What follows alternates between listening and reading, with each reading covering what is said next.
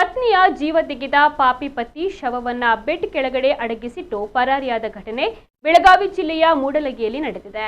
3 ದಿನಗಳ ಹಿಂದೆಯೇ ಕೃತ್ಯ ನಡೆಸಿದ್ದು ಊರಿಗೆ ಹೋಗಿದ್ದ ಅತ್ತೆ ಮರಳಿ ಮನೆಗೆ ಬಂದಾಗ ಪ್ರಕರಣ ಬೆಳಕಿಗೆ ಬಂದಿದೆ.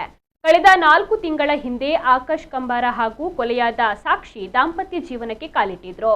3 ದಿನಗಳ ಹಿಂದೆಯೇ ಪಾಪಿ ಪತಿ ಆಕಾಶ್ ಕಂಬಾರ ಪತ್ನಿ ಸಾಕ್ಷಿಯನ್ನ ಕೃತ್ಯ ನಡೆಸಿ ಪರಾರಿಯಾಗಿದ್ದಾನೆ. ವಿಷಯ ತಿಳಿತಾ ಇದ್ದಂತೆ ಗೋಕಾಕ್ ಡಿವೈಎಸ್ಪಿ ಹಾಗೂ ತಹಶೀಲ್ದಾರ್ ಸ್ಥಳಕ್ಕೆ ಆಗಮಿಸಿದ್ದಾರೆ. ಪ್ರಕರಣಕ್ಕೆ ನಿಖರವಾದ ಕಾರಣ ತಿಳಿದು ಬಂದಿಲ್ಲವಾದರೂ ಮೃತಳ ಕುಟುಂಬಸ್ಥರು ವರದಕ್ಷಿಣೆ ಕಿರುಕುಳ ಆರೋಪ ಮಾಡಿದ್ದಾರೆ. ಮೂಡಲಗಿ ಪೊಲೀಸ್ ಠಾಣೆಯಲ್ಲಿ ಪ್ರಕರಣ ದಾಖಲಾಗಿದೆ.